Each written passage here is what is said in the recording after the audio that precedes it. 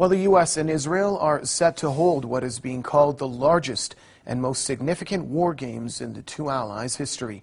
U.S. Assistant Secretary for Political and Military Affairs Andrew Shapiro says more than 5,000 American and Israeli forces will participate in the exercise. They will simulate Israel's ballistic missile system. Shapiro says the joint exercise will also allow the U.S. to learn from Israel's experience of warfare. Shapiro also emphasized the Obama administration's support for Israel, calling bilateral relations broader, deeper, and more intense than ever before. He added that Washington will continue to provide Israel with $3 billion in aid every year despite challenging economic times.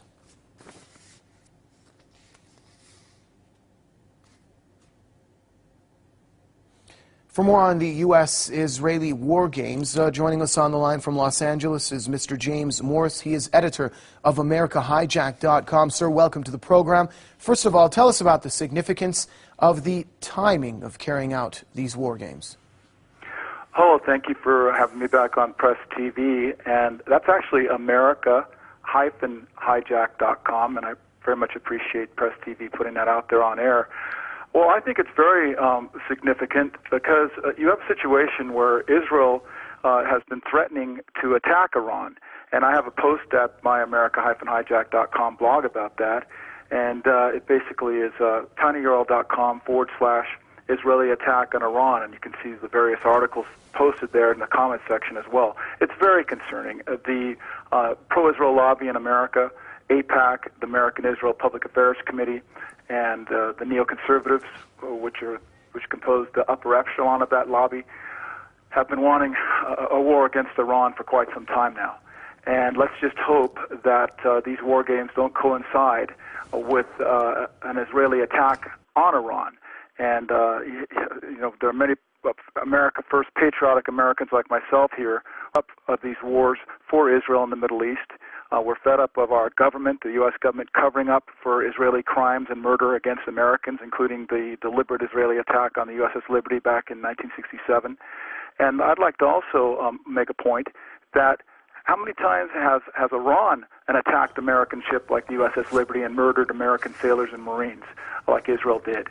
And we also have the Israeli military historian, Martin Ben Crayfield, who has actually threatened to use nuclear weapons on European cities. Why isn't that ever brought up? Why don't we talk about the IAEA inspecting the nuclear facilities in Israel, where we have Israel reportedly having 200 to 400 nuclear weapons? But America doesn't allow that to happen, but we're pushing against Iran now. We have this IAEA report coming out next week, and it's very interesting to me here in the news, so it's being reported that that's reflecting negatively upon Iran.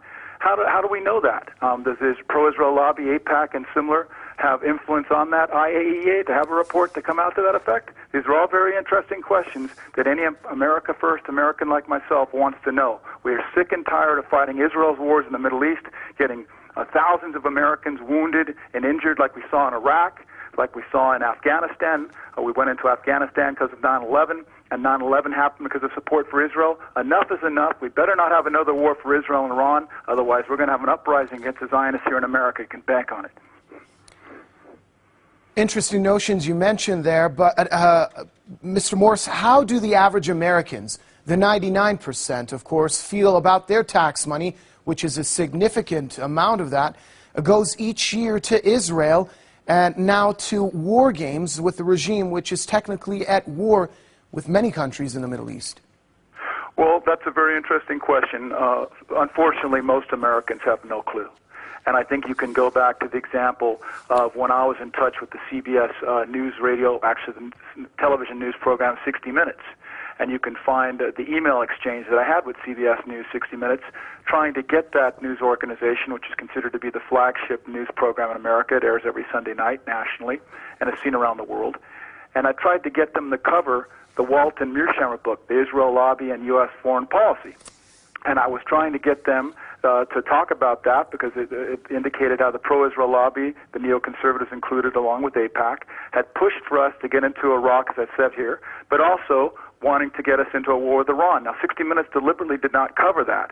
Now, I think they didn't cover that several years ago when the Meir Sharon Walt book came out because they don't want the American public to know that we're just about ready to go into another war for Israel and Iran, which could involve Russia and China and become the next world war. So going back to your question, most of them regard to how much money is flowing to Israel to begin with, and you've got a U.S. ambassador to Israel, Jewish as well, I might add, Daniel Shapiro, and he'd recently told a group, the Jewish People Policy Institute, JPPI, that Israel drives all U.S. policies. That wasn't reported in our news, and you can actually go to my America-hijack.com website again, and you can get to the exact link for that, and it's tinyurl.com/Israel drives all U.S. policies. I mean, it's incredible. Most Americans don't have a clue as, yes, the 99% of people are out of work. These Zionist bankers on Wall Street have basically stolen a lot of that money. They've invested in credit. Portugal and Spain follows. The U.S. will go down and it'll make what happened in 2008 with Lehman Brothers pale in comparison.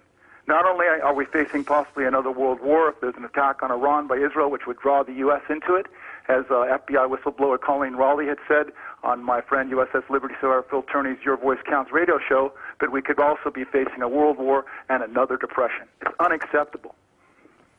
Very well. From Los Angeles, Mr. James Morris, editor of America-hijack.com. I hope I got it right that time, sir.